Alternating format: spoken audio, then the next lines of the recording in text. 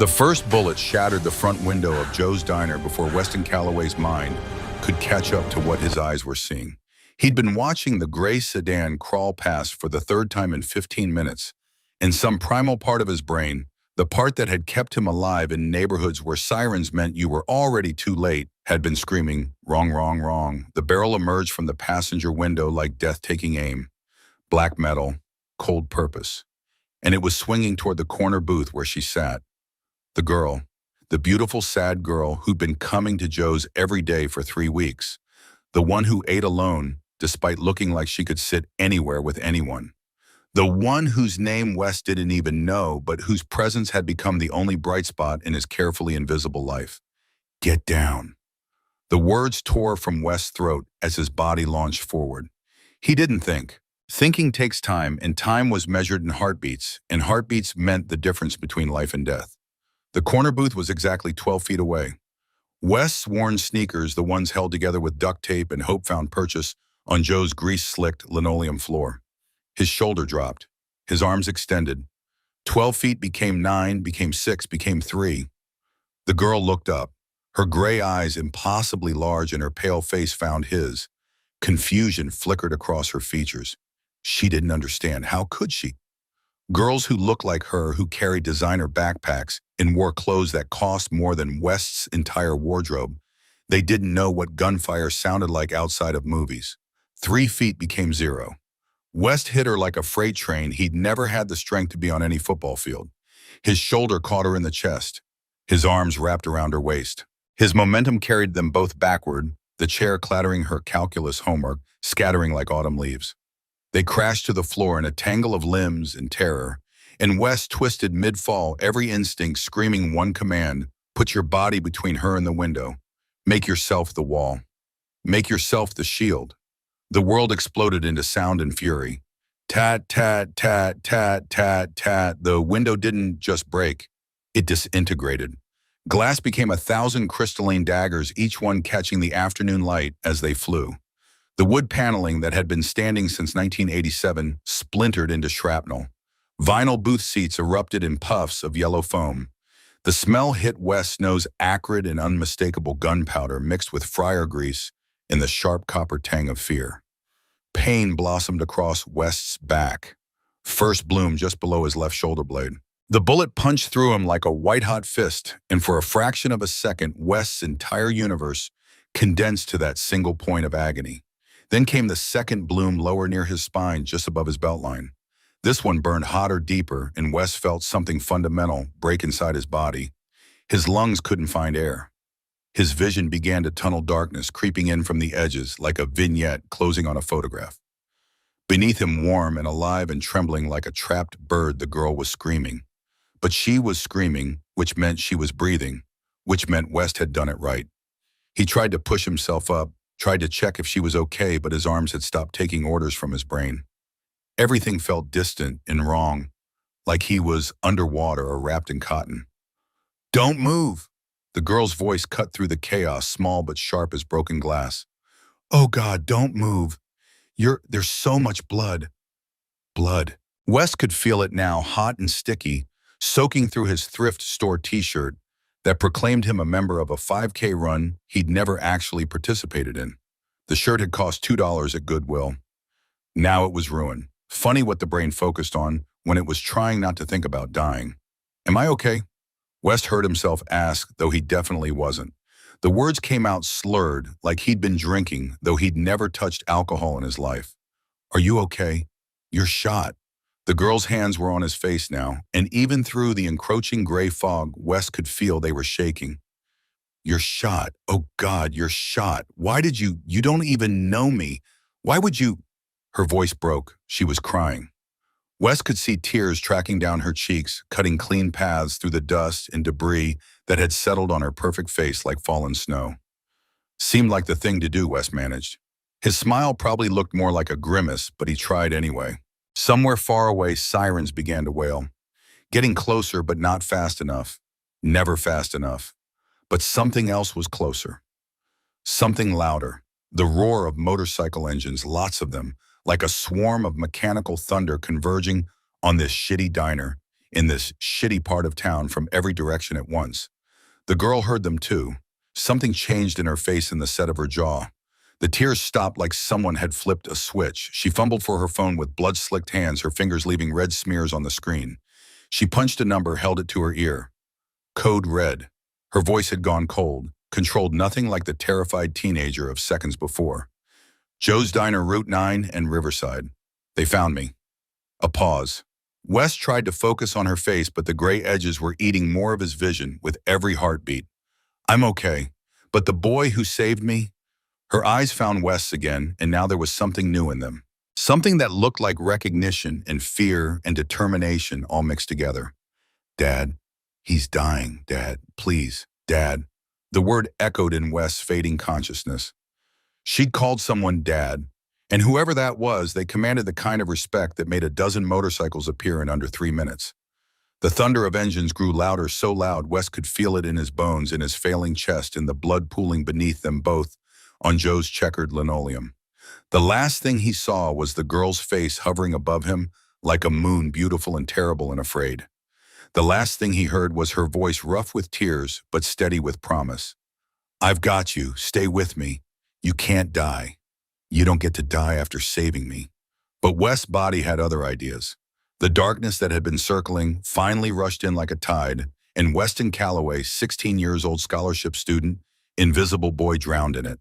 The girl whose name he still didn't know held his hand and refused to let go, even as the world went black.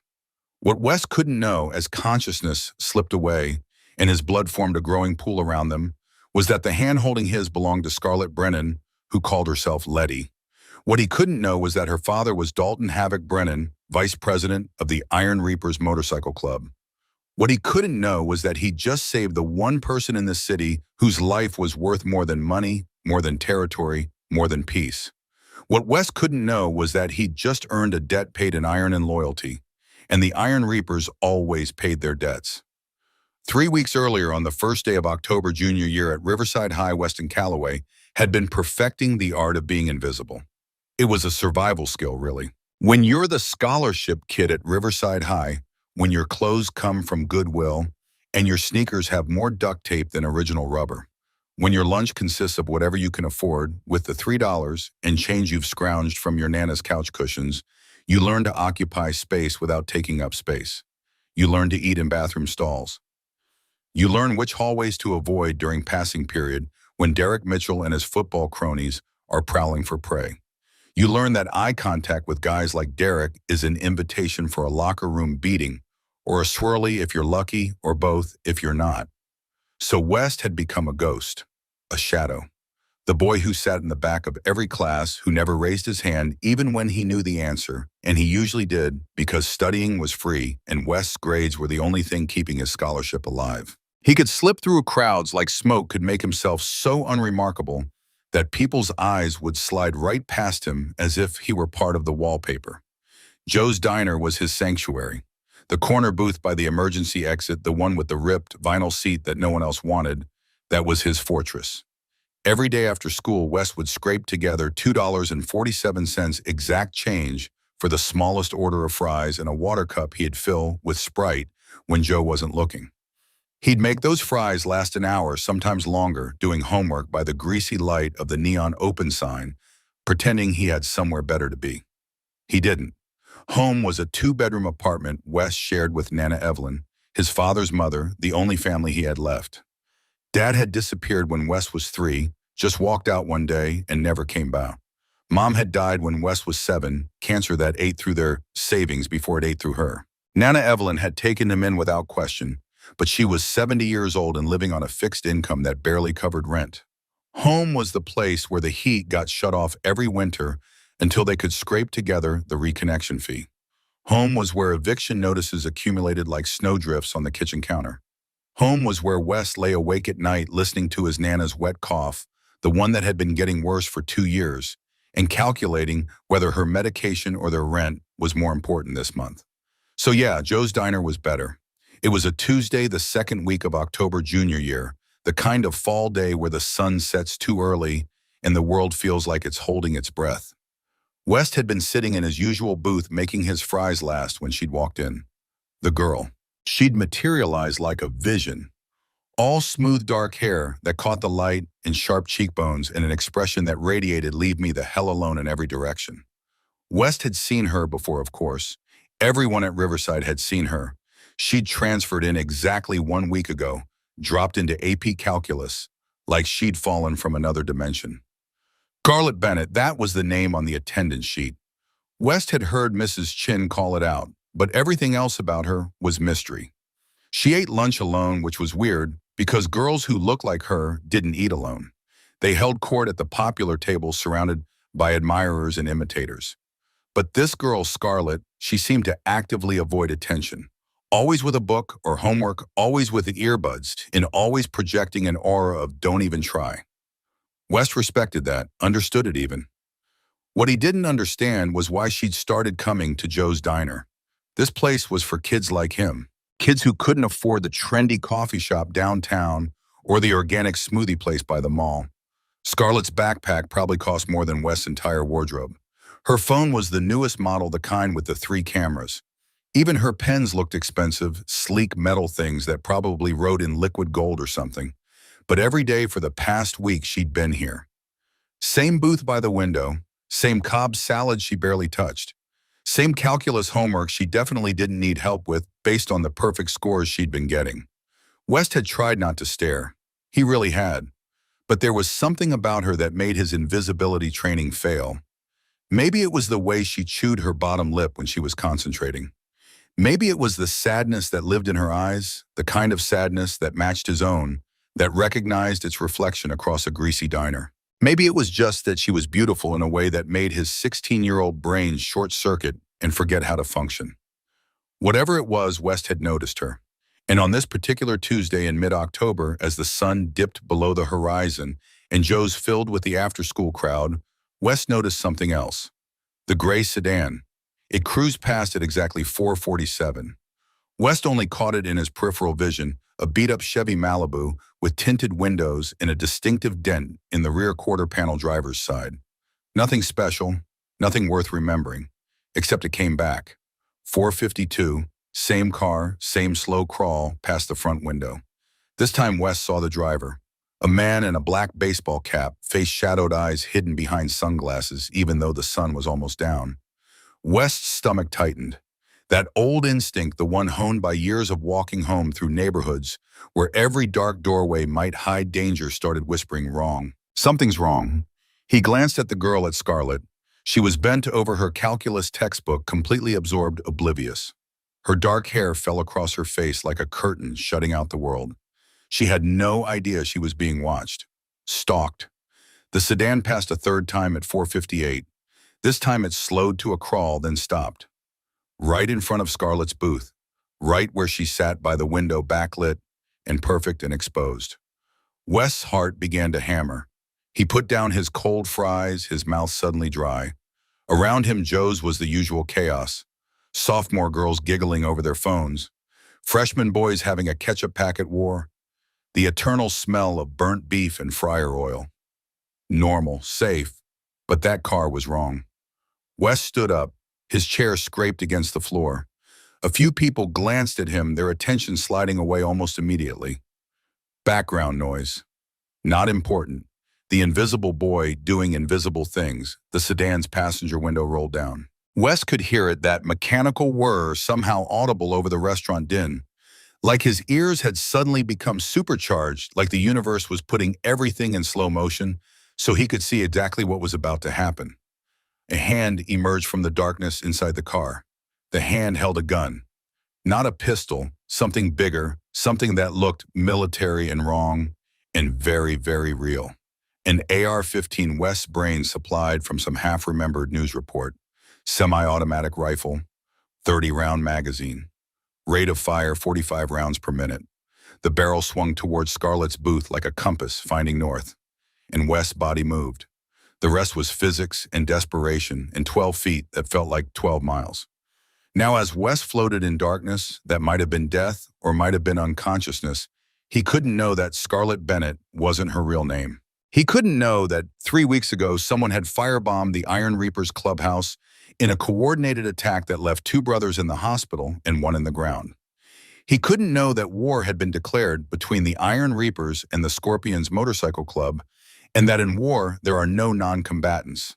He couldn't know that Scarlett Bennett was really Letty Brennan, daughter of Dalton Havoc Brennan, and that her father had moved her to Riverside High under a fake name, scrubbed her identity from social media, and assigned two prospects to watch her every move. He couldn't know that those prospects had gotten stuck in traffic on I-35, a fender bender, creating a 15-minute deli that became the difference between protection and catastrophe. He couldn't know any of this because he was 16 years old and invisible and had never even spoken to her. But Letty knew. Letty had always known this day might come. The Iron Reapers arrived like the wrath of God made manifest in chrome and leather. 12 motorcycles, maybe more Harley-Davidsons, mostly their riders clad in cuts, emblazoned with the club logo, a skeleton in a hooded cloak, holding a scythe wings of flame spreading from its shoulders. They formed a perimeter around Joe's diner with military precision, bikes positioned nose-out engines idling in a symphony of controlled thunder. Riders dismounted with weapons already drawn, not pointed at anyone but visible. Ready a clear message. This area is now under our jurisdiction. Two of them breached the shattered entrance immediately. Garrison Tank Wade came through first 6'5" and built like his road name suggested, with a shaved head, covered in Nordic runes and arms thicker than most people's legs. He'd served 2 tours in Iraq as a Marine before the Iron Reapers gave him a home. Behind him came Colt Phantom. Rivers smaller, leaner, but his eyes held the kind of cold calculation that made smart people nervous. "Princess?" Tank's voice rumbled like distant thunder as he dropped to one knee beside Letty, who still cradled Wes's unconscious, bleeding form. "You hit. I'm not the one bleeding out." Letty's voice came out sharp, close to breaking. "Help him. Please." Tank's massive hands went immediately to Wes's neck, finding a pulse. "Strong enough. Kid's a fighter." His eyes tracked the wounds, through and through both of them, upper back. He rolled Wes slightly, and Letty saw the exit wounds, the blood-soaked front of Wes's shirt. Lungs might be compromised. "He's drowning." "Then do something." Letty's control was cracking now, fear leaking through the cracks in her armor. "He saved me. He saved me." Phantom already had a trauma kit from his cut, already packing gauze into the wounds with practiced efficiency. These men weren't EMTs, but in the MC world you learned to treat gunshot wounds, or you didn't survive long. IV line in Tank said, his hands surprisingly gentle for someone so massive. "Phantom, call it in. Tell them we got GSW male juvenile critical." The ambulance arrived 90 seconds later, sirens wailing, but by then West had been stabilized. Barely. The paramedics took one look at the scene, at the ring of bikers, at Letty's blood-soaked hands, and wisely asked no questions. As they loaded West onto a stretcher, Letty tried to follow. Tank's hand on her shoulder stopped her. "Your old man's orders. You ride with us." But Tank's hand was immovable. "Princess. Now." Letty looked back at West's unconscious form one last time, memorizing his face. The sharp jawline that looked too angular, like he didn't get enough to eat. The dark eyebrows that were too expressive for someone who tried so hard to be invisible. The generous mouth that had smiled at her earlier this week actually smiled like she was worth smiling at before the world exploded. "I'll see you at the hospital," she whispered, knowing he couldn't hear. "I promise." Then Tank was lifting her like she weighed nothing, carrying her toward the bikes as police cars began to arrive, their lights painting Joe's destroyed facade in alternating red and blue. Letty caught a glimpse of her calculus homework still on the table, now decorated with blood spatter and broken glass. Guess she wouldn't need to turn that in after all. Phantom had already started his bike. Letty climbed on behind him, wrapped her arms around his leather-clad waist, and then they were moving.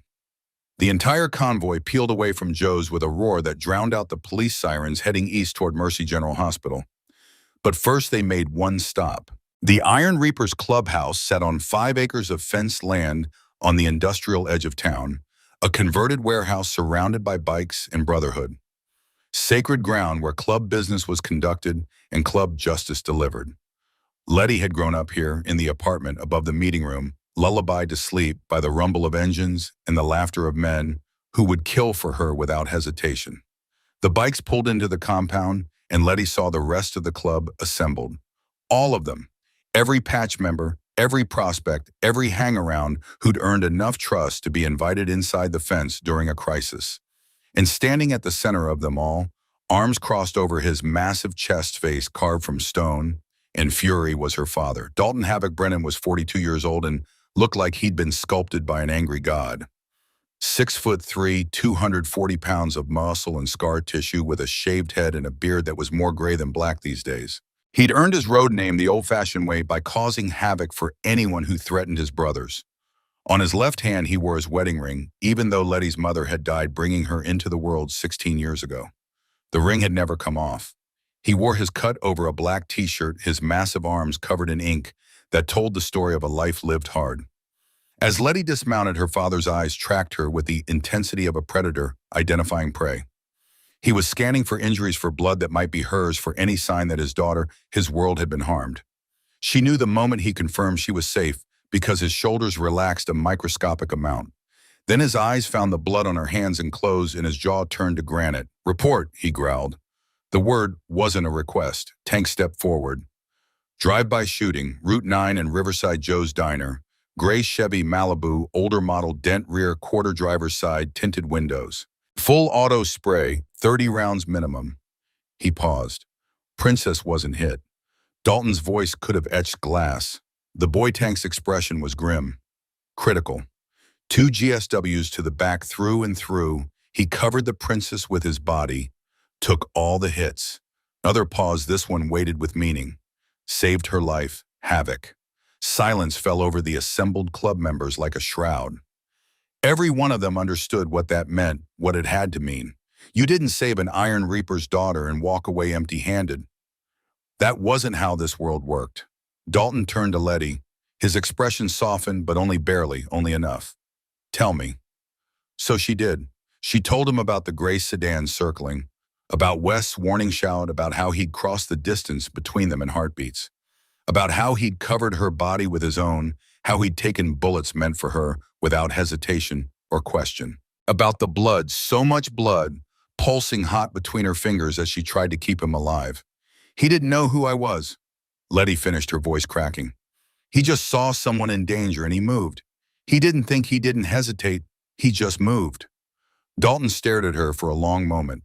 Then he looked at Knox Preacher Sullivan, the club's president, a lean man in his 50s with silver hair and the kind of quiet authority that made people instinctively obey. "The Scorpions?" Knox asked, though they all knew the answer. "Has to be," Dalton replied. "They leaked her location. This was a hit." His hands clenched into fists. "We can't let that stand." "No," Knox agreed. "We can't." He looked back at Letty, and his expression shifted into something she'd seen before: respect. "Baby girl, I need to know. Do we go to war now, or do we make sure that boy lives first? Help me prioritize."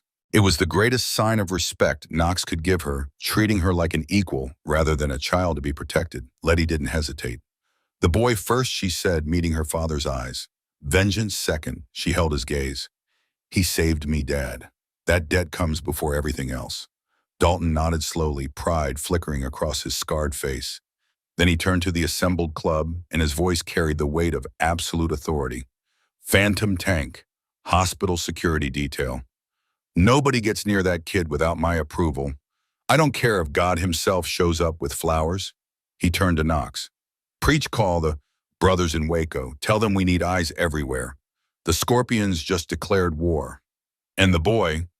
It was Dax Viper Cross, the club's sergeant-at-arms, a scarred man with dead eyes and quick hands. Dalton's expression was unreadable. "When he wakes up, I'll thank him. When he's healed, we'll figure out how to repay a debt that can't be repaid." He looked at Letty. "Because whatever we give him, it won't be enough." The club erupted in grim agreement, fists pounding on tables, voices raised in unified fury. But as the club organized itself, as bikes roared to life and plans were made, Dalton walked over to Letty and pulled her into a hug that smelled like leather and gun oil and safety. "You okay, baby girl?" he whispered into her hair. "Really okay?" Letty nodded against his chest, letting herself be small for just a moment. "He was so brave, Dad. He didn't even know me, and he was so brave. Then we'll make sure his bravery meant something." Dalton pulled back his calloused hands, gentle on her shoulders. "Go clean up, change clothes. You're covered in his blood, and when he wakes up, I don't want that to be the first thing he sees." Letty headed for the stairs to her room, but halfway up she paused and looked back. "Dad, his name is Weston Calloway." Everyone calls him West. Dalton repeated the name like a prayer. Weston Calloway. The boy who saved my daughter, he nodded slowly. That's a name the Iron Reapers will remember. And when the Iron Reapers remembered your name, you were family, whether you wanted to be or not. West woke to the sound of beeping, steady, rhythmic, annoying as hell, like an alarm clock he couldn't shut off. He tried to move his arm to swat at it, and that's when the pain introduced itself with enthusiastic brutality. Holy Mother of God. His entire back was on fire flames licking up his spine and across his shoulder blades. Every breath felt like someone was driving hot knives between his ribs. His mouth tasted like he'd been chewing on pennies and cotton balls. West's eyes snapped open. White ceiling, fluorescent lights, the smell of disinfectant and floor wax. A machine beside him making that goddamn beeping noise. An IV line in his left arm. Hospital. Memory came flooding back in disjointed fragments. The gun, the window, the girl's gray eyes wide with terror. The impact of bullets punching through his back. Blood, screaming, darkness. Easy there, kid. Don't try to sit up. West's head whipped toward the voice, and even that small movement sent agony shooting down his spine. Sitting in a chair beside his bed was a man who looked like he'd been carved from a mountain. Massive shoulders, arms covered in ink, a shaved head decorated with Nordic runes. The man wore a leather vest. What West's brain supplied was called a cut with patches and pins. And on the back, visible as the man shifted, was a rocker that said Iron Reapers MC in Gothic script. Motorcycle Club. This man was in a motorcycle club, and he was sitting beside West's hospital bed like it was the most natural thing in the world. Who? West's voice came out as a croak. His throat felt like sandpaper. The man reached for a plastic cup with a straw, held it to West's lips. Drink. Small sips. West obeyed, too confused and hurting to argue. The water was the best thing he'd ever tasted, better than anything ever. Better, West nodded. Where's... He had to clear his throat. She's fine. Not a scratch on her. The man's expression softened slightly. Thanks to you. Relief flooded through West so intense it almost blotted out the pain. She was okay. He'd done it. She was alive. Who are you? West managed. The man settled back in his chair, which creaked under his weight. Name's Garrison Wade. Everyone calls me Tank. I'm a brother in the Iron Reapers. Been sitting here making sure nobody bothers you while you sleep off the worst of it. How long was I? 14 hours. You coded once in the ambulance, but the docs got you back. Tank's expression was serious. 2 bullets. One collapsed your lung. The other just missed your spine by about half an inch. He paused. You got lucky, kid. West didn't feel lucky. He felt like he'd been hit by a truck, then backed over for good measure. My Nana, my grandmother. She'll be worried. She can't afford... Already taken care of. Tank interrupted. She's been here twice. Nice lady. Doesn't speak much, but she hugs hard. He smiled slightly. Club made sure she got home safe both times. Also arranged for a home health aide to check on her while you're laid up. West stared. What? But I don't have insurance. I can't pay you back. I can't. You're not paying back shit. Tank's tone broke no argument. You took bullets meant for someone precious to this club. Far as we're concerned, you're owed not owing. West's head was spinning, and not just from the painkillers. I don't understand. Tank leaned forward, elbows on his knees. That girl you saved, her name's Letty. Letty Brennan. She's Dalton Brennan's daughter. Dalton's our VP vice president. He paused, letting that sink in. She's club royalty, kid, which means the bullets you took were meant to hurt this brotherhood. I didn't know, West whispered. I just saw the gun and We know you didn't know. That's what makes it matter. Tank stood up, and West realized the man was even bigger than he'd thought. Easily 6'5", probably 250, all muscle. You didn't do it for reward or recognition. You did it because it was right. That's rare. That's valuable. Before West could respond, the hospital room door opened and Dalton Brennan walked in. West had thought Tank was intimidating, but Dalton was something else entirely. He radiated danger the way the sun radiated heat, constant, inescapable, potentially lethal. His face looked like it had been broken and rebuilt several times, with a nose that had clearly lost multiple fights and a scar that ran from his left eyebrow to his jawline. But it was his eyes that held West frozen.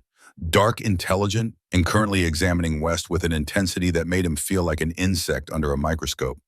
This him, Dalton's voice, was gravel in a cement mixer. Yeah, Havoc. This is Weston Calloway. Dalton approached the bed slowly, deliberately, like he was giving West time to process his presence. He pulled up a chair, a normal-sized chair that looked comically small under him, and sat with his elbows on his knees, mirroring Tank's earlier posture. For a long moment, he just looked at West, studied him, assessed him. West fought the urge to squirm. Finally, Dalton spoke. You know who I am? Letty's father, West, said, his voice steadier than he felt. And VP of the Iron Reapers. That's right. Dalton's expression didn't change.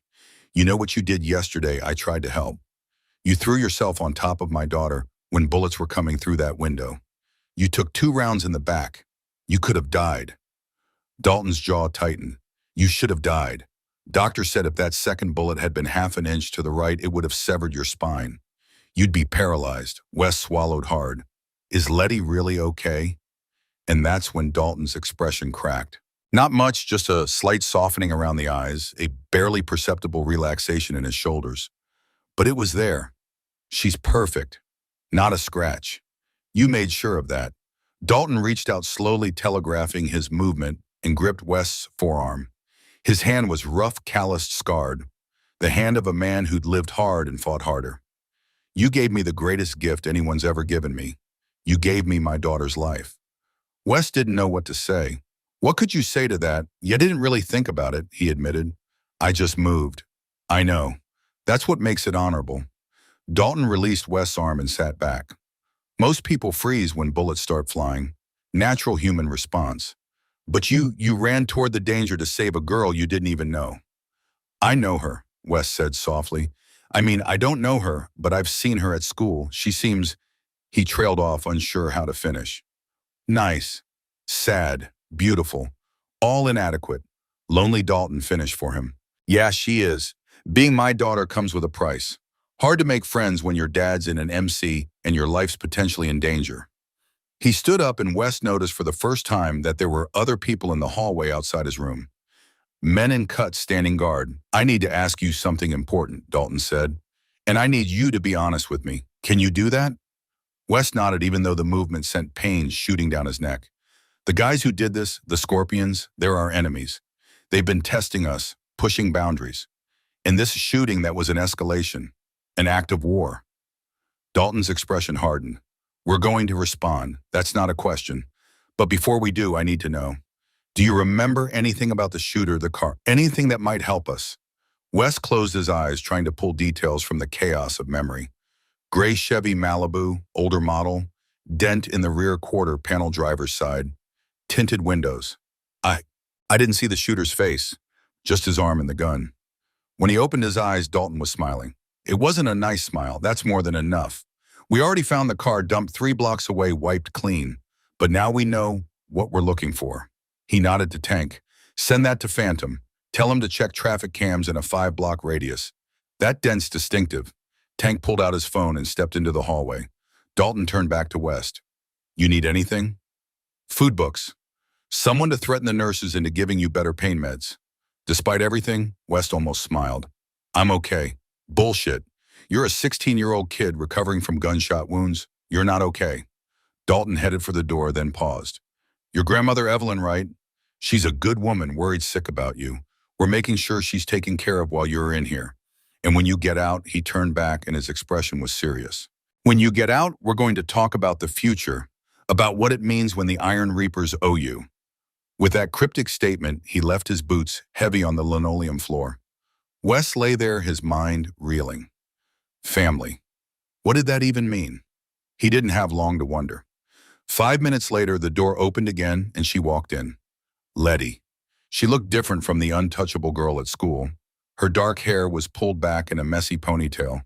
Her face was scrubbed clean of any makeup, and she wore an oversized hoodie that probably belonged to someone in the club. She looked younger, more vulnerable, more real, and more beautiful than ever. Hi, she said softly, hovering by the door like she wasn't sure if she was allowed to come closer. Hi, West echoed. His heart was doing weird things in his chest, and he didn't think that was related to the collapsed lung.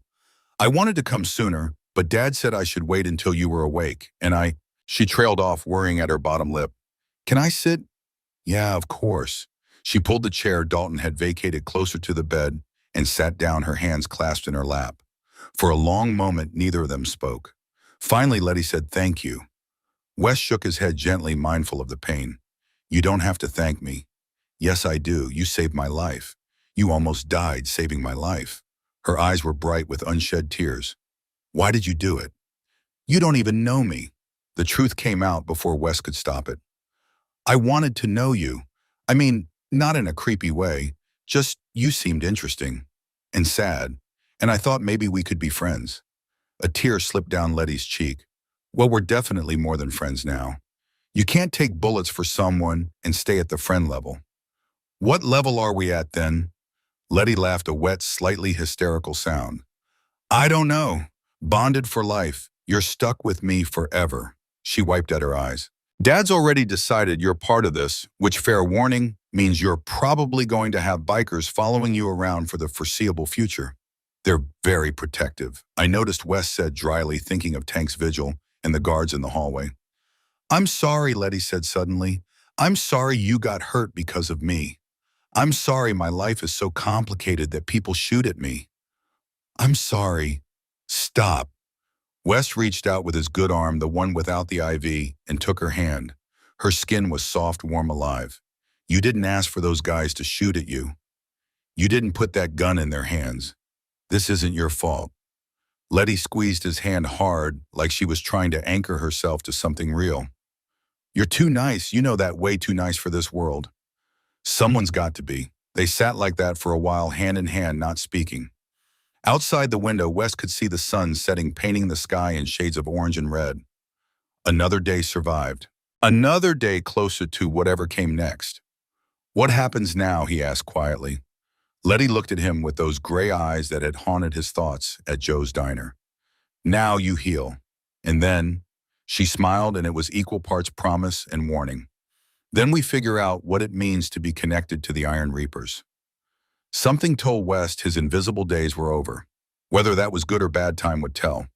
But as Letty's hand held his, as the monitors beeped their steady rhythm, as the October sun painted the hospital room in gold, West thought maybe, just maybe, being visible wasn't so bad after all. Not if it meant being seen by her.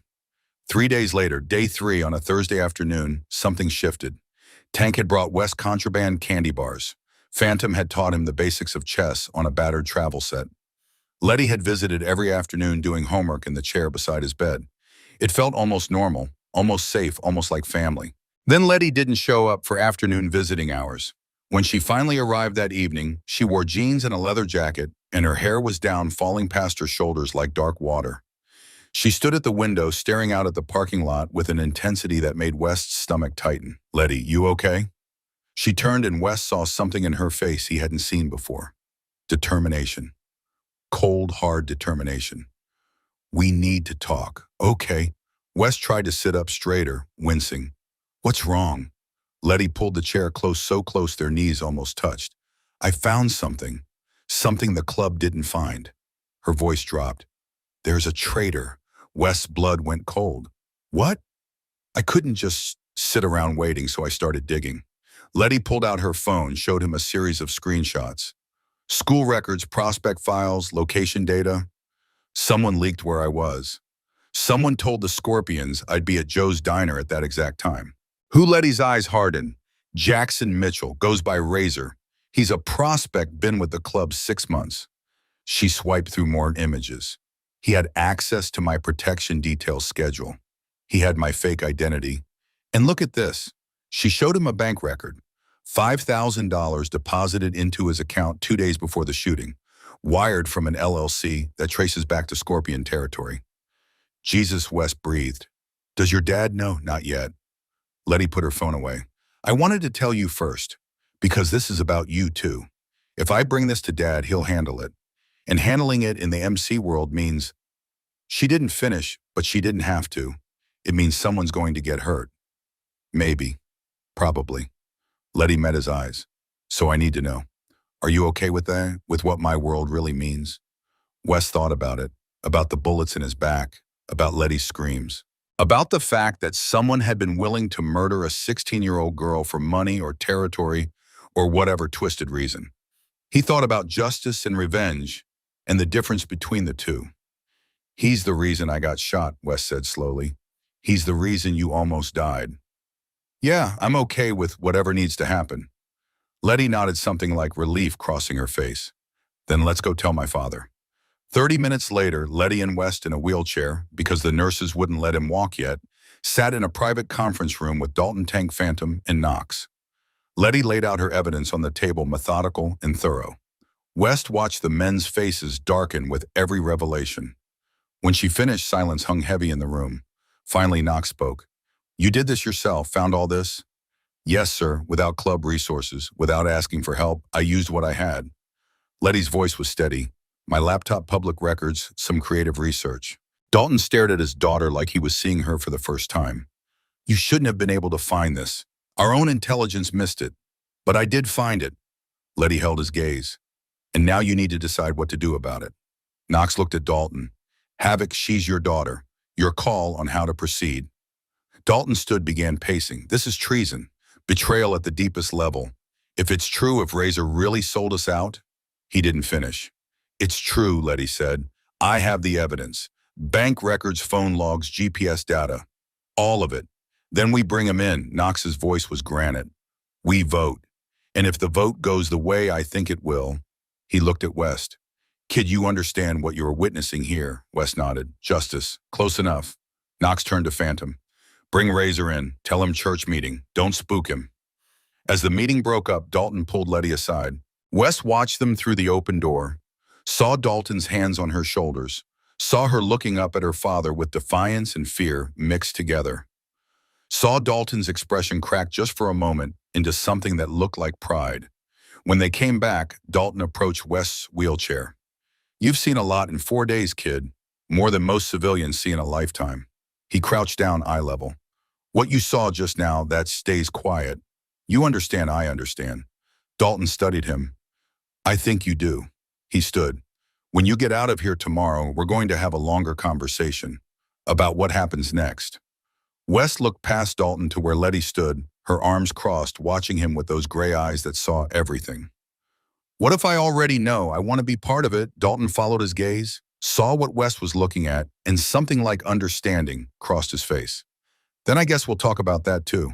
That evening, as the sun set on day 3, Letty came back alone. She sat on the edge of West's bed, careful not to jostle his injuries. Thank you for backing me up in there. You found a traitor. Of course I backed you up. Most people would have been scared. Of my dad, of the club, of what this all means. I am scared, West admitted, but not of your dad, not of the club. What are you scared of, losing this? West gestured between them. Whatever this is, it's the only real thing I've had in a long time. Letty was quiet for a moment. Then she leaned down and kissed his forehead so gently it barely registered. Don't be. I won't let anything happen to you, and I won't let you disappear again. As she pulled back, West caught her hand. Letty, what does this make us? Really?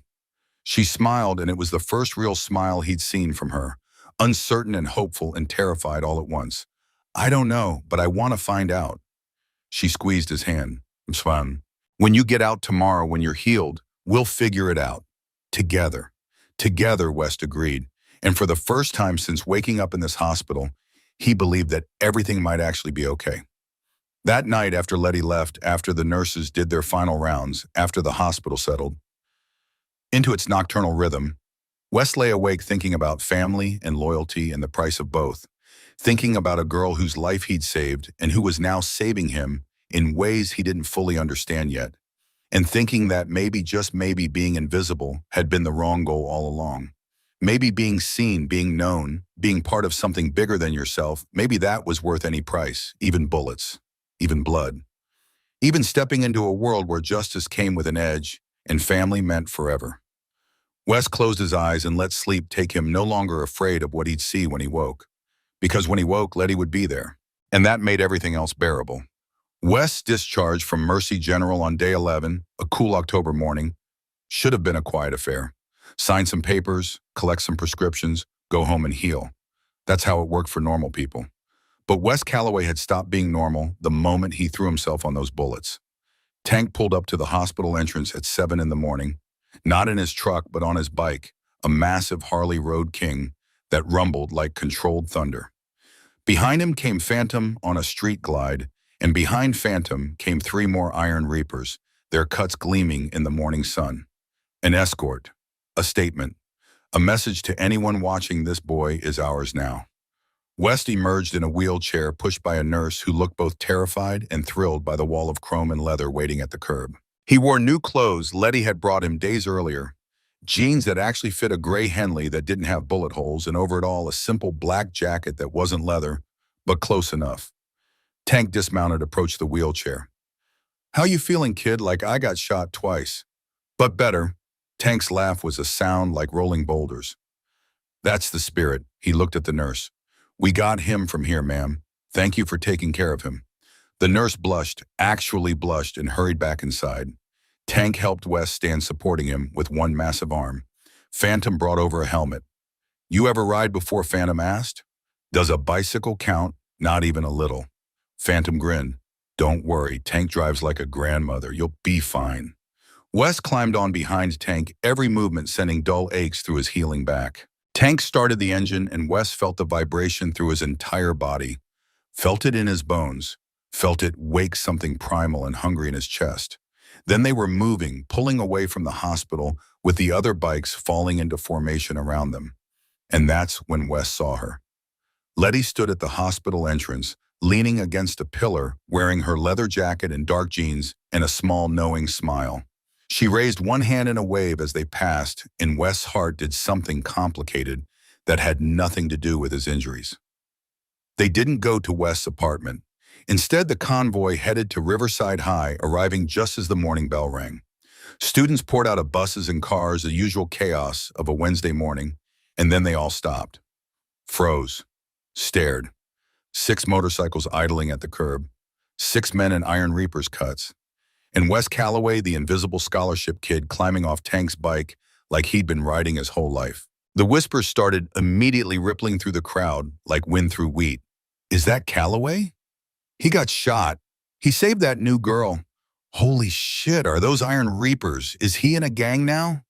Wes felt every eye on him, felt the weight of sudden visibility, like a physical thing pressing down. This was the opposite of everything he'd spent 2 years perfecting. This was spectacle. This was exposure. Tank's hand on his shoulder steadied him. "You good from here?" Wes looked at the school entrance, saw Derek Mitchell and his football cronies clustered near the doors, saw their faces go pale as they recognized the cuts, the bikes. The message: "Yeah, I'm good. Anything happens, you call." Phantom tapped the phone they'd given Wes days earlier. "We're 10 minutes away." As the bikes roared away, Wes stood alone in the parking lot, acutely aware of every stare, every whisper. He pulled his backpack higher on his good shoulder and started walking toward the entrance. The crowd parted like water around a stone, giving him space, giving him respect or fear, or some combination of both. He was almost to the doors when he heard her voice. "West." He turned. Letty stood at the edge of the parking lot, backpack slung over one shoulder, looking like she belonged in a magazine spread rather than a public high school. She'd been waiting for him, planned this. "Ready?" she asked, walking over to stand beside him. For what? For everything to be different. She took his hand, her fingers threading through his like it was the most natural thing in the world. "Come on, let's show them we're not hiding." They walked into Riverside High together, hand in hand, and the whispers became a roar. By lunch, West had been approached 17 times. People he'd gone to school with for 2 years suddenly remembered his name. Girls who'd never looked at him twice smiled and asked if he was okay. Guys who'd laughed when Derek shoved him into lockers now wanted to know what it was like to get shot, to be protected by an MC, to be with Letty Brennan, because everyone knew now who she really was. West hated every second of it. Letty found him in the library during third period, hiding in the stacks where he used to eat lunch. She slid down to sit beside him on the floor, close enough that their shoulders touched. "It's too much, isn't it?" she said quietly. Wes nodded. "I just want to disappear again." "Can't. You're visible now." She bumped her shoulder against his. "But visible doesn't have to mean alone. You've got me. You've got the club. We'll help you navigate this. What if I don't want to navigate? What if I just want everything to go back to normal? Letty was quiet for a moment. Then she said, normal is what you make it. And normal for us, it's this. She gestured at the library at the school beyond. It's people knowing it's being protected. It's having people who would do anything for you. Her voice dropped. Is that really so bad?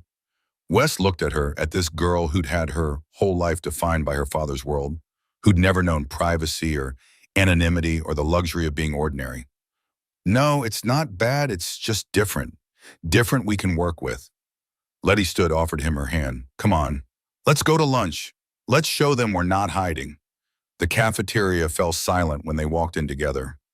Wes felt the weight of 100 stares, felt his old instincts screaming, run, hide, disappear. But Letty's hand was steady in his, and she led him to a table near the window. Not the center one that had always belonged to Derek Mitchell in the football elite, but close enough to make a statement. They sat down and Letty pulled out her lunch like nothing unusual was happening. Wes tried to do the same, but his hands were shaking slightly. Then he felt Letty's hand on his knee, under the table, squeezing once reassuring. They're watching because they don't understand, she murmured. Give it a week. We'll be boring old news. But before the week was up, Derek Mitchell appeared at their table on day 12. He stood there, fidgeting, not meeting anyone's eyes, looking smaller than West had ever seen him. Can I talk to you? Derek's voice was barely above a whisper. Privately, West glanced at Letty, who nodded. They moved to an empty hallway away from curious ears. Derek shoved his hands in his pockets, stared at the floor. Look. Derek started, then stopped. Tried again. My dad told me what happened. What you did, saving her. He jerked his chin toward where Letty sat, visible through the cafeteria windows. That's really brave. Okay, Wes said, wary. And he also told me Derek swallowed hard about who her father is, and that he had a conversation with my dad about me, about how I've been treating you.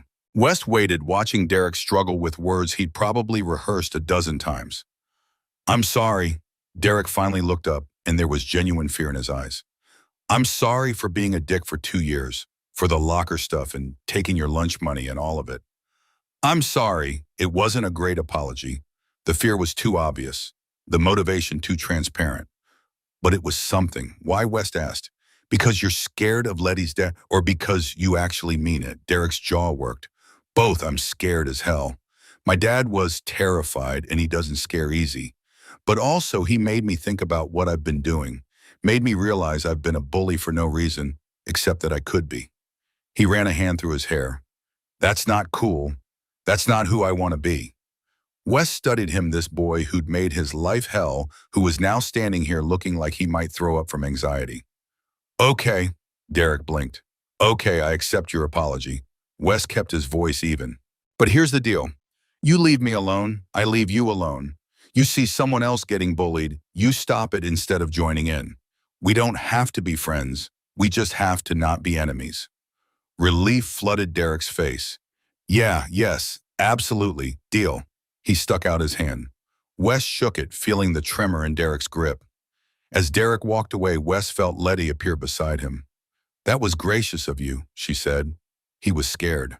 Fear can be a good teacher. Letty watched Derek rejoin his table, watched him speak quietly to his friends. Sometimes the threat of what might happen is more effective than actual violence.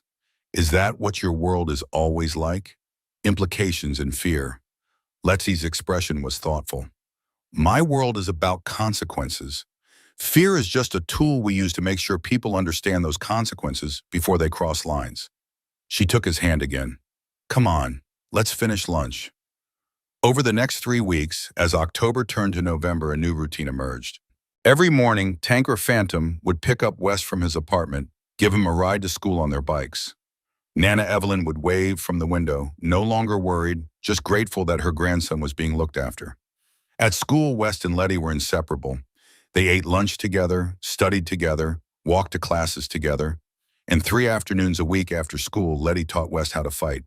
They used the old warehouse at the edge of the Iron Reapers compound, a space that had been converted into a makeshift gym. Heavy bags hung from the ceiling beams. Mats covered the concrete floor. Tank usually supervised, offering corrections and encouragement in equal measure.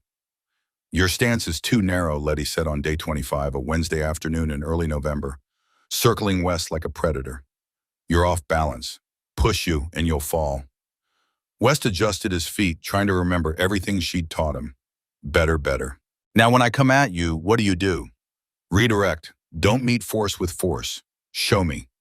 Letty moved faster than West expected, her hand shooting toward his chest. West's body reacted, stepping offline, using her momentum to guide her past him. Letty stumbled, caught herself, spun back with a grin. Good. Again. They drilled for an hour until West's healing back ached and his t-shirt was soaked with sweat. Letty barely looked winded. She moved like someone who'd been training her whole life, every motion efficient and controlled. As they cooled down, sitting on the mats with water bottles, West asked the question that had been building. Why are you doing this, teaching me? Letty took a long drink before answering. Because you saved me when you didn't know how to fight.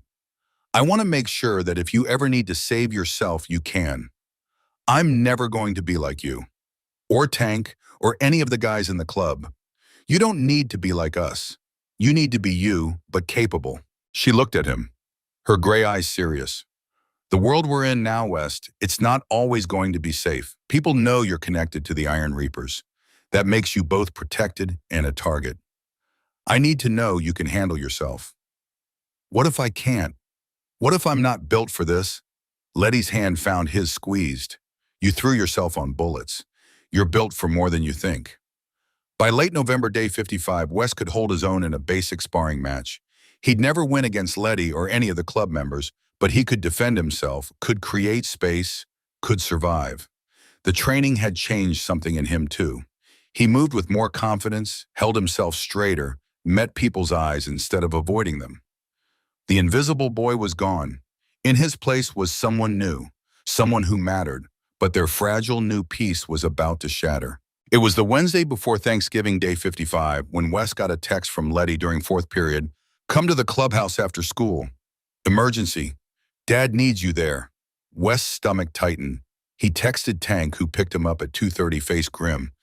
Letty was already at the clubhouse when they arrived, along with every patch member who could make it on short notice. The energy was different. Charged. Dangerous. Knox stood at the center of the main room, his face carved from stone. Brothers, we've got a situation. He gestured to a wall where surveillance photos were pinned. Images of men, buildings, vehicles. The Scorpions have been rebuilding. New clubhouse in Waco, new membership. And our intel suggests they're planning a counterstrike. Multiple targets. Simultaneous hits. The room erupted in angry mutters. Knox held up a hand for silence. We've identified 6 key locations. Their operations, their leadership. Dalton's been working with contacts. We have a window. Tomorrow night, Thanksgiving. We hit them all at once. We end this. What about rattlesnakes? Someone called out. Their leader, Dalton, spoke up, his voice carrying weight. Rattlesnake will be at their clubhouse in Waco. We handle him last. And we handle him permanently. The room's energy shifted, became charged with anticipation and violence barely contained. Wes felt Letty's hand find his, felt her tension. Then Letty stepped forward and the room went quiet. I want to be part of this, she said, her voice clear and unwavering. Absolutely not. Dalton's response was immediate. I'm not asking permission. Letty's eyes flashed. They shot at me. This is my fight. The room held its breath. No one spoke to the VP like that. Dalton's jaw worked, his hands clenching. Letty, baby girl, he said, voice strained. This is dangerous. You could get killed. I've been in danger my whole life. Letty didn't waver. You've trained me since I was 8. I can handle myself. You're 16. So is West. And he took bullets without any training. Letty gestured at him. If he faced danger for me, I can face it for this family. That's different. Why? Because he's a boy. Her voice rose. I've found the traitor you missed. I've proven I'm capable. Either include me or I call Grandmother Patricia and tell her you're still putting me in danger. The silence that followed was absolute. Wes saw pain flash across Dalton's face, saw him realize his daughter had just played the only card that could hurt him. Knox stepped forward, diffusing the tension. Havoc, Letty's got a point. Maybe it's time we stop protecting her from the life and start including her in it, under controlled circumstances. Dalton stared at his daughter. When he spoke, his voice was rough. You ride in my truck. You stay with me. You observe, you don't engage. Agreed, and West goes too. Dalton's eyes found West. He witnesses what this family does. West nodded, not trusting his voice. The next night, Thanksgiving Day, West sat in the passenger seat of Dalton's F-350, watching the city lights blur past. Letty was in the back checking a small pistol Dalton had given her, just in case. The convoy of Iron Reapers moved through the night like a mechanized pack of wolves. 20 bikes, 4 trucks, all heading to different destinations. West's phone buzzed with updates. Team Alpha in position, Team Bravo ready, Team Charlie eyes on target. Dalton's voice was steady as he drove. West, what you're about to see stays between us. You understand? Yes, sir. We're not murderers, we're protectors. But protection sometimes requires force. His eyes flicked to the rearview mirror, found Letty. And I need you to watch over her if something goes wrong. West looked back at Letty, who met his eyes with steel in hers. Yeah, I can do that. Good. After tonight, your family. All the way. No going back. The first target was a rundown house on the east side, one of the Scorpion's operations. Dalton parked 2 blocks away, and they watched on a tablet as Team Alpha moved in. No battering ram, just tank and 3 brothers walking up, knocking, being let in. 2 minutes later, 5 Scorpions were zip-tied on the lawn, and Team Alpha was loading duffel bags into their truck. Clean. Efficient. No shots fired. 1 down, Dalton murmured. 5 to go. They drove to each location, watching as the Iron Reapers systematically dismantled the Scorpion's operation. Each hit was the same overwhelming force, complete control, minimal violence. The Scorpions were outmatched at every turn. West watched Letty's face. She didn't flinch, didn't look away. She watched with analytical eyes, learning. This was her world, and she was claiming it. By 11:35, locations were secured. Only one remained, the Scorpions' clubhouse in Waco. The warehouse sat isolated by the Brazos River. Dalton parked on a rise overlooking it, and they watched as the Iron Reapers surrounded the building. Bikes and perimeter men in position, exits covered. Stay in the truck, Dalton ordered. Both of you.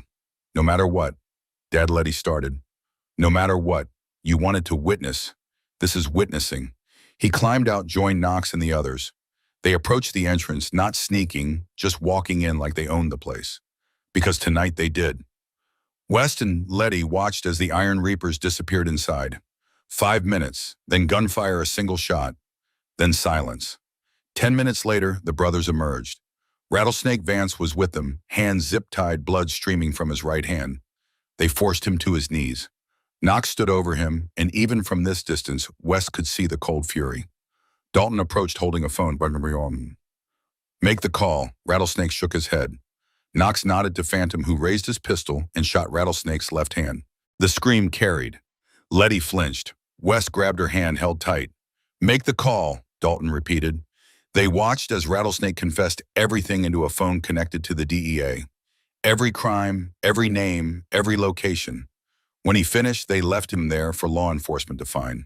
The Iron Reapers disappeared into the night, leaving only a broken man who would spend decades in prison, branded forever as a snitch. The drive back was silent. West didn't know what to say. What he'd witnessed wasn't justice in any legal sense, but it was justice by the rules of this world. At the clubhouse, as brothers celebrated, Dalton pulled West and Letty into his office. What you saw tonight, he began, that's what this family does. We protect our own. We deliver justice when the law can't. Is it right? Is it wrong? He shrugged. That's not for me to judge. But it's necessary. I understand, Letty said. West nodded. Do you? Dalton's eyes were haunted. Because there's a kata. Every time we do something like this, we lose pieces of ourselves. He looked at Letty. Baby girl, I never wanted this for you. But it's my reality. Letty's voice was steady. I'd rather face it than hide from it. Dalton was quiet. Then he pulled out a leather vest from his desk, smaller than a full cut, and handed it to Letty. You're not a member, but you're family. This makes it official. Letty took the vest, tears in her eyes. On the back, friend of the club. West Dalton turned to him. You witnessed, you stayed. That means something. He pulled out a second vest. Your family, too. West took it, feeling its weight. Thank you. Don't thank me yet. Being family means you're in this for life. means you share our burdens and our enemies. Dalton's expression was serious. You sure that's what you want? Wes looked at Letty. Yeah, I'm sure. Then welcome. Dalton pulled them both into a hug that smelled like leather and gunpowder and something like home. 2 weeks passed. The nightmare started on day 62. West would wake gasping, seeing Rattlesnake's hands, hearing screams. Nana Evelyn would find him in the kitchen at 3 a.m., shaking. Letty had nightmares too. I see your blood, she whispered one afternoon. Every night, I feel it on my hands. It wasn't your fault. Wasn't it? If I hadn't existed, you'd be safe. I was never happy being invisible. West took her hand, and I'm whole because of you. But the distance was growing. Letty pulled away when he tried to kiss her, found excuses to leave early, stopped answering texts quickly. Wes felt her slipping. On day 68, early December, Letty came to his apartment. We need to talk. They sat on his couch and Letty couldn't meet his eyes. I can't do this anymore. I can't be with you. Why? Because you almost died for me. Because you're having nightmares because of me. She finally looked at him, tears streaming. I'm poison. Everyone I love gets hurt. That's my choice. It's not fair to you. You deserve normal. What if I don't want normal? What if I want you? You don't know what you want. You're 16 and traumatized. That's bullshit. Wes stood, grabbed her shoulders. Letty, I fell for you before the shooting. I fell for you when you were just the sad girl at Joe's. Letty's tears fell harder. That doesn't matter. You need to walk away. No, Wes, please. No. He pulled her close. You don't get to decide for me. You don't get to push me away to protect me. I make my own choices, and I choose you, even if it destroys you even then. They stood like that, Letty crying, West holding her. When she pulled back, something had shifted. You're impossible. So are you. That's why we work. She kissed him, salt in tears and desperation.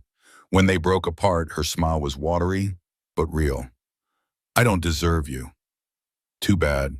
You're stuck with me. That weekend, day 71, Letty discovered something that would shake the club. She'd been restless wandering the clubhouse at 2 a.m. when she overheard two prospects behind the garage. Blade said next week, after the Christmas run. That's when we move. Knox won't suspect. Knox suspects everyone, but he won't suspect his own blood. Letty's heart stopped. Blade, Knox's son, a prospect. She recorded the rest on her phone, hands shaking. They were talking about framing Dalton for theft, starting a civil war, creating chaos. And Blade Sullivan, Knox's own son, was the architect. The shooting hadn't just been about the Scorpions. It had been about creating opportunity for Blade to seize power. Letty went straight to West, waking him at 3 a.m. We need to go to my dad. Now, at Dalton's house, they played him the recording, watched his face go from sleepy to alert to murderously angry. Knox's son. Dalton's voice was barely a whisper. His own son. We need to tell Knox. Not yet. We need more evidence, Dalton paced. This could tear the club apart. I can get it. Letty's voice was steady. Let me talk to him. I'll wear a wire. Absolutely not. Dad, he doesn't see me as a threat. I can get him to confess. And if he realizes you're playing him, Wes will be there. And Tank. And Phantom. Letty met her father's eyes. But it has to be me. 3 days later, day 74, mid-December. Letty met Blade in the empty warehouse. She wore a wire Phantom had provided. Dalton, Knox, and West sat in a van 200 yards away listening. Blade arrived confident. Letty, hey, is it true what they're saying? Letty projected casual anger. That Dad's been making bad calls. Your dad's getting reckless. Blade warmed to his subject. The club needs younger leadership. Someone like you. Blade studied her. Can I trust you? My dad almost got me killed. You can trust I want things to change. Blade started talking, told her everything. Framing Dalton, the leak to Scorpions using Razor. His ego made him blind. When he finished, Letty nodded. That's solid. Blade grinned. When I need you to testify against your dad, I'll be there. As soon as Blade left, tanks surrounded the warehouse. They brought him to the clubhouse. The emergency church meeting that night was the most painful thing West had witnessed. Knox played the recording, watched his brothers' faces turn from confusion to fury to heartbreak. When it ended, Knox stood. That's my son, my blood, and he committed treason. Blade was brought in zip-tied defiant. Knox approached slowly. Why? Because you're weak. Blade's voice was venomous. You and Havoc are stuck in the past. Knox backhanded him, then stepped back composed. Brothers. The vote. Guilty, guilty. 30 voices in unison. Punishment out bad. Dalton's voice. Stripped, beaten, exiled. Name spreads to every club. He's done. Knox looked at his son one last time. You're not my son anymore. They dragged Blade outside.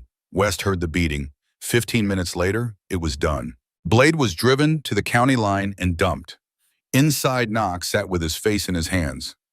Dalton approached, hand on Knox's shoulder. Preach, I failed him. Knox's voice was broken. I was a better president than a father. You did what had to be done. Letty approached. Knox, I'm sorry. Knox pulled her into a hug. Don't apologize. You saved this club. He held her at arm's length. You're more family than he ever was. As the club dispersed, Wes found Letty outside staring at nothing. You okay? No, I destroyed a family. You saved your family. Wes sat beside her. Blade made his choices. Doesn't feel like victory. It's not supposed to. He took her hand.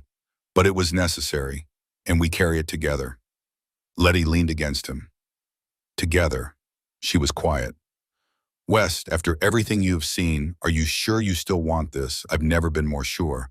Even though my world is violence and betrayal, because it's also loyalty and family and love. He kissed her head. You're worth all of it. They sat as November became December, as Thanksgiving gave way to winter. The Iron Reapers slowly healed from internal wounds. West knew this was just beginning, that more challenges would come. But sitting with Letty, her hand in his, surrounded by family and loyalty, Wes felt something he'd never felt before. He felt like he belonged, like he mattered, like he was exactly where he was supposed to be. The snow came early to Texas that year, dusting the Iron Reapers compound in white on the first day of December, day 60. Wes stood in the warehouse-turned-gym, watching Letty move through her forms with liquid grace. 2 weeks had passed since Blade Sullivan's exile, 2 weeks since the club had torn itself apart and stitched itself back together stronger. 2 weeks and everything had changed again. Letty wasn't hiding anymore. She'd returned to Riverside High under her real name, Letty Brennan, not Scarlett Bennett. Let everyone know exactly who she was, whose daughter she was, what family protected her. The whispers had been deafening at first, but Letty walked through them like she walked through everything else, now head high, spine straight, daring anyone to say something to her face. No one did. She taught self-defense classes at the clubhouse twice a week now, training other MC families, teaching women and prospects alike. Tank supervised, but everyone knew Letty was the real instructor. She moved like water, struck like lightning, and explained techniques with clarity. West attended every class both as student and as her anchor. He was better now, could hold his own in a sparring match, could protect himself if needed. But he'd never be what Letty was.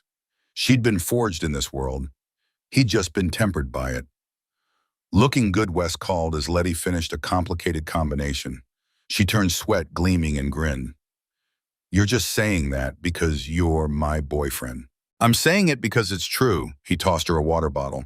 Also because I'm your boyfriend. She caught it one-handed, drank deeply. What time is Tank picking you up? 7. We're helping him rebuild that shovel head. West had been spending more time at the clubhouse learning motorcycle maintenance, earning respect through work and loyalty. He wasn't a prospect, wasn't patched, but he was family. Letty checked her phone. I've got another hour here, then I need to get home. Dad's making dinner. She rolled her eyes. Well, ordering pizza and pretending he made it. Classic Dalton. West approached, pulled her close despite the sweat. You okay? Really, Letty leaned into him, and for a moment she was just 16, just a girl, not a warrior princess. Some days I don't know who I am anymore. Am I Letty Brennan, honor student, or the girl who wears wires to trap traitors? You're both. That's what makes you strong. She laughed, but there was an edge. Is that what I am strong? To anyone who threatens your family, yeah. Wes kissed her forehead. To me, you're just Letty, the girl who helps me with calculus. I do not help you. You're better at math than me. Okay, but you let me think I'm helping you, which is sweeter. Letty pulled back, studied his face. How are you so steady? After everything, how are you still you because you need me to be? Wes's voice was serious. Everyone else in your life is hard and ready for war. I'm the soft place you can land. That's my job. That's a hell of a job. Someone's got to do it. By mid-December, day 77 junior year was half over. The holidays approached, and with them came the Iron Reapers' annual winter gathering, a tradition going back decades. West had been invited, of course. He went to everything now. But this year's gathering would be different. This year, Knox had something planned. On a Saturday evening, the clubhouse compound was transformed. Lights strung between buildings, tables set up with food, a bonfire roaring in the central yard.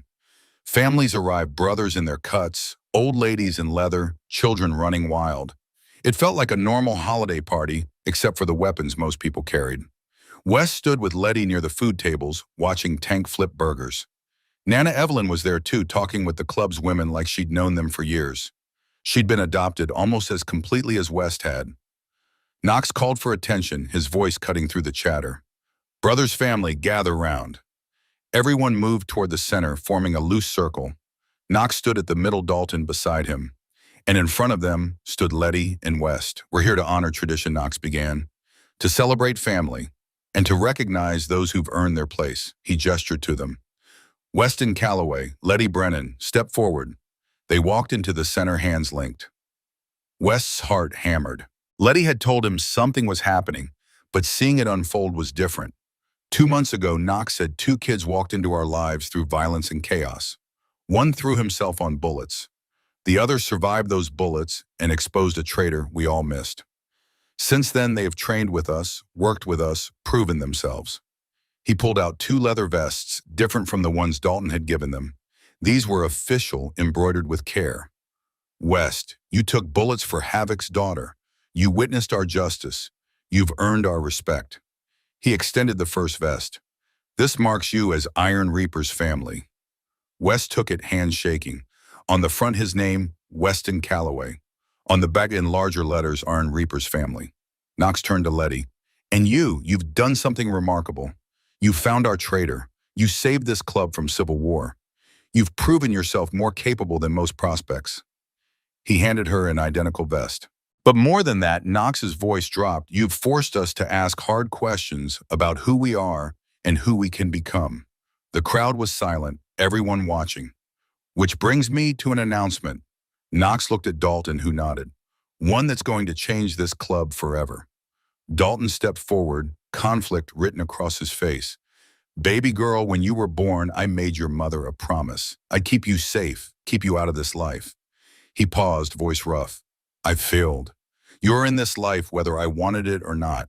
So the question is, do I keep trying to protect you from it or give you tools to navigate it? Where is this going? Letty's voice was steady despite tears forming. Dalton looked at Knox, who nodded. We're offering you a choice. After college, if you still want this life, you can prospect for a full patch. The crowd erupted. Cheers, angry shouts, stunned silence. Wes felt Letty's hand tighten until it hurt. She'd be the first woman to ever prospect, Knox said, cutting through chaos. The first female member in our history. It won't be easy. You'll face resistance. You'll have to prove yourself twice as hard. But if you earn it, you'll wear the patch. Letty's voice was barely a whisper. You're serious. As a heart attack. Dalton met her eyes. The vote was close. 18-14. But it passed. He gripped her shoulders. This is your choice, not mine. Not the club's, yours. Wes watched emotions play across Letty's face. Shock, joy, fear, determination. She pulled her hand from his and stepped forward, addressing the gathering. Thank you for this honor. Her voice grew stronger. I know what I'm asking for. I know the traditions I'm breaking. But I promise I'll earn every inch of that patch. I'll prove women can be assets. I'll show you that evolution doesn't mean abandoning who we are. It means becoming who we need to be.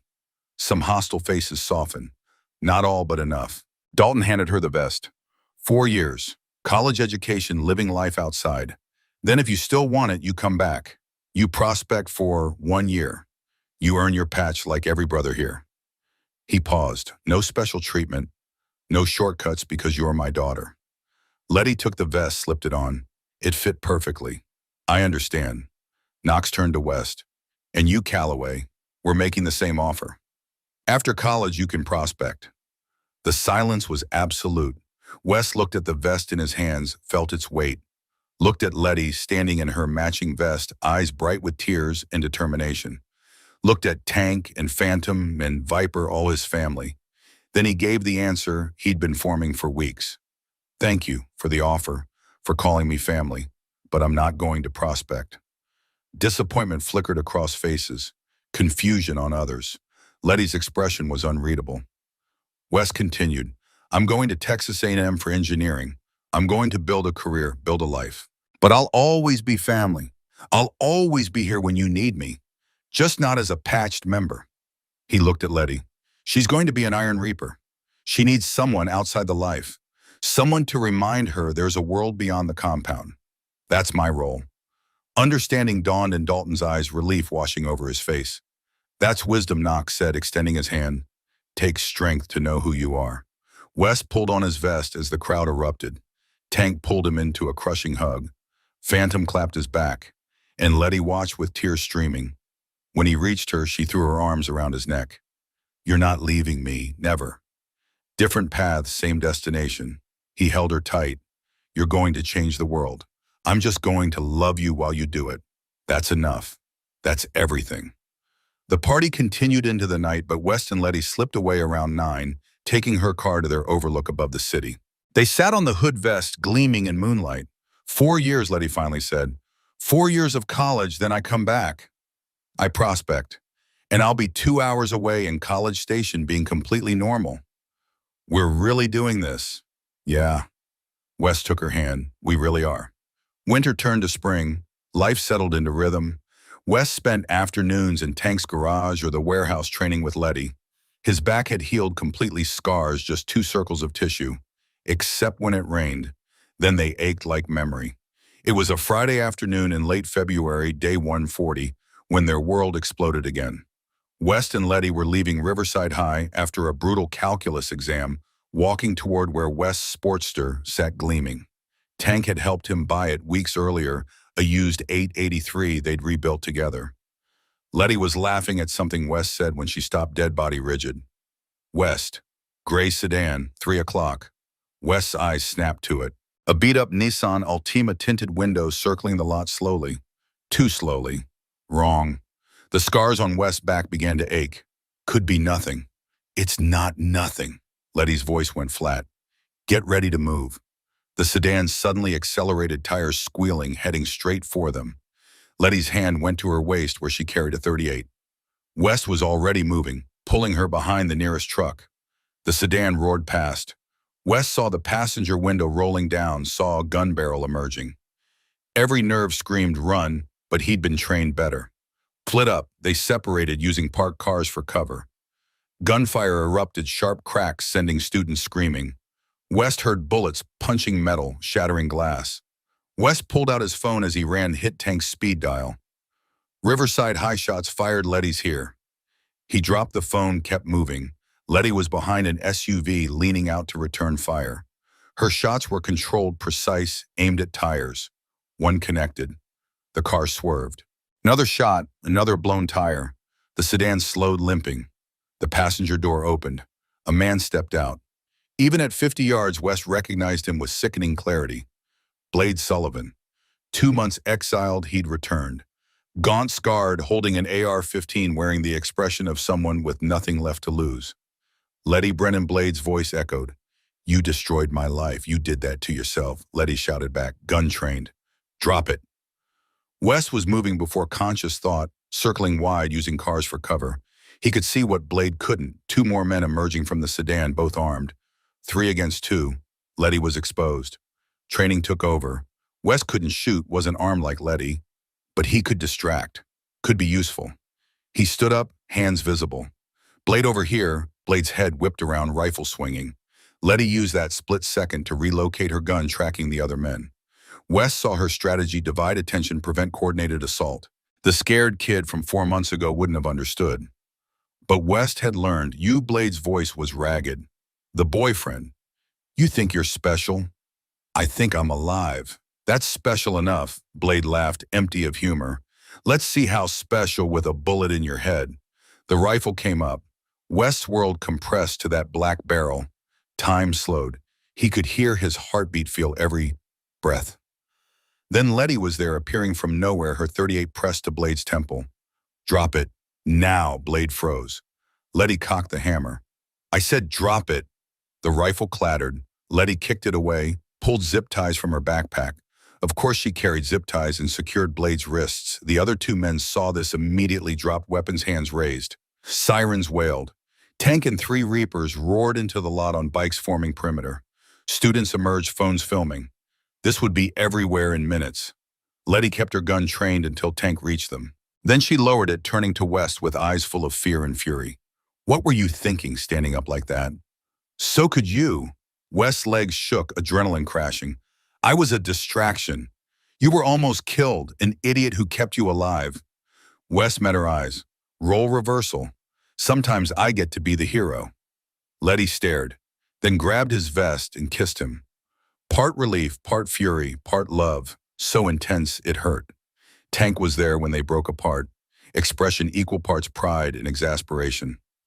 You two are going to give Havoc a heart attack. He looked at Blade, kneeling zip-tied. But you did good. Both of you. Police arrived. 20 minutes of statements, questions. But evidence was clear. Security cameras caught everything. 3 armed men attacking students. Self-defense. By the time Dalton arrived screeching into the lot, it was resolved. Dalton's face was gray as he pulled Letty into a hug that looked like it might break her. Baby girl. When Tank called, "We're okay, Dad." Letty's voice was muffled. "We handled it." Dalton looked at West over Letty's shoulder. "You distracted him." "She did the hard part," West said. A smile ghosted across Dalton's face. "Kid, you're either the bravest or dumbest person I know. Can it be both?" Blade Sullivan and his accomplices were arrested for attempted murder assault with deadly weapons, 12 charges. The DA promised 20 years minimum. Knox visited the jail once just to look Blade in the eye one final time. When he came back, he looked older but lighter. "He's not my son anymore. He made his choice. We move forward." And they did. Spring turned to summer. West and Letty finished junior year with honors despite everything. The shooting made news for a day, then faded. Life returned to normal, except normal had changed. Normal meant Tank picking West up Saturdays for bike work. Normal meant Letty teaching self-defense 3 times weekly. Normal meant being recognized everywhere, pointed at, whispered about. Normal meant being visible. By August day 280, senior year approaching, they'd fallen into sustainable rhythm. They studied together, trained together, planned together. College applications loomed. West would apply to Texas A&M for engineering, UT Austin as backup. Letty would apply only to UT Austin pre-law. She knew exactly what she wanted. 2 hours apart, West said one afternoon, college brochures spread across his kitchen table. "That's doable." "Every weekend," Letty agreed. "We make it work. 4 years, then you prospect. 4 years, then I prospect." She looked up. "You're really okay with that?" "I'm okay with you being who you're meant to be." West took her hand. "Even if it scares me. You're not mine to cage." Letty's eyes were bright. "How did I get so lucky? You got shot at and I happened to be there." She laughed, wet and happy. "Best, worst day of my life." College acceptance letters arrived in April of senior year day 375, almost exactly 1 year after Blade's parking lot attack. West opened his first hand shaking. Texas A&M, accepted, full scholarship for engineering. He called Letty immediately. "I got in." Her scream nearly deafened him. "I knew you would." "What about you? Letter comes tomorrow." The next day, West skipped school and waited with Letty at her house. Dalton paced like a caged animal. When the mail truck arrived and all 3 ran outside, Letty tore open the envelope, hands shaking, read the first line, read it again, then screamed, jumped, threw herself into Dalton's arms. "I got in pre-law, partial scholarship, everything." Dalton held his daughter, face buried in her hair, tears on his cheeks. "I'm so proud, baby girl." That evening, the clubhouse threw an impromptu celebration. Every brother showed up. Tank provided beer, root beer for West and Letty. Phantom made ribs. Viper actually smiled. Knox called for attention around 9. Brothers' official business. The crowd quieted, forming the familiar circle. Knox stood center with Dalton. 1 year ago, Knox began 2 kids walked into our lives through violence. In the years since they've become family, they've earned their vests, and now they've earned their futures.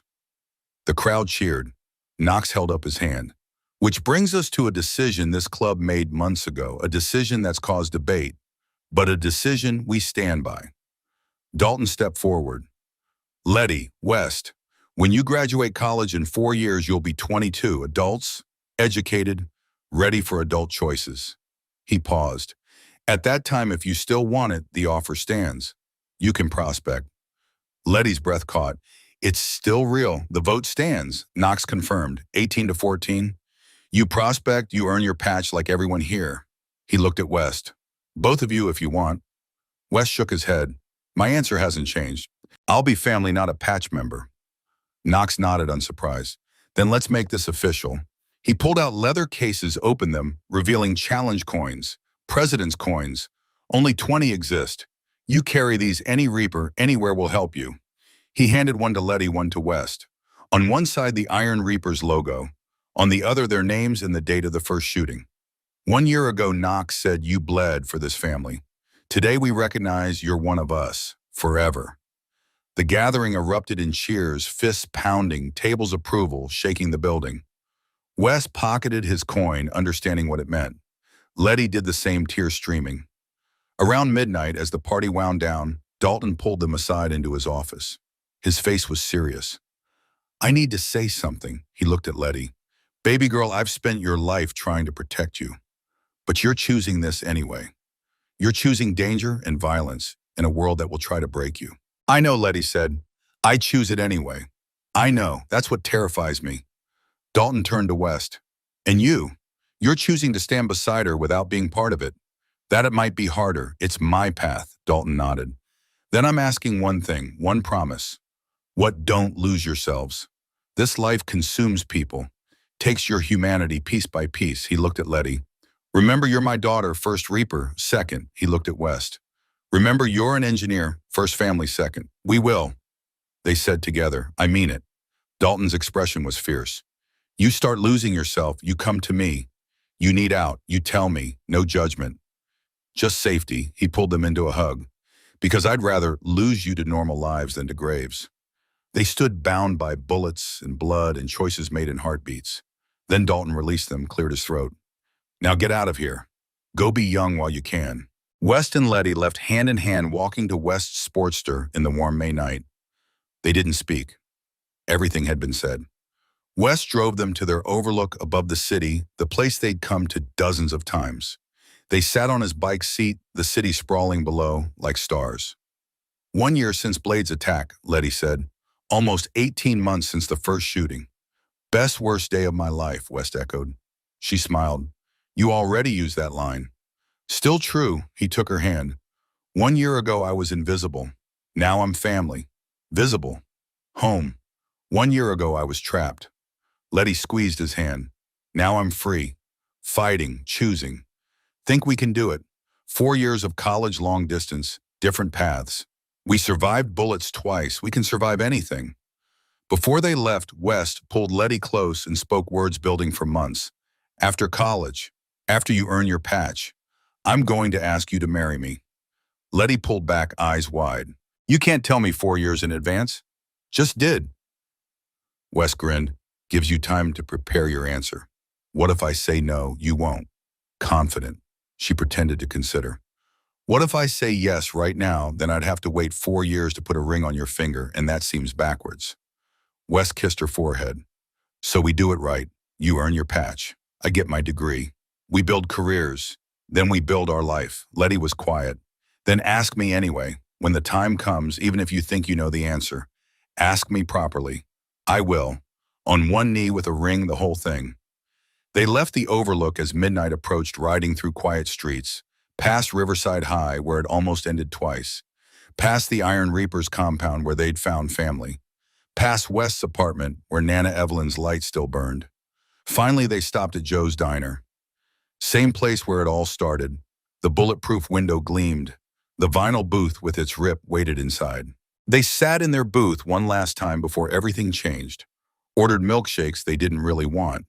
In 4 years, Letty said, "I'll be Letty Brennan, Iron Reaper, first female patch member in history." In 4 years, Wes replied, "I'll be Weston Calloway, engineer, builder of bridges and futures." Different paths, same destination. Wes took her hand. Home, family, each other. The city sprawled beyond the windows, full of possibilities and choices and futures unwritten. Somewhere out there, threats still existed. Challenges still waited. Life would still be dangerous and complicated.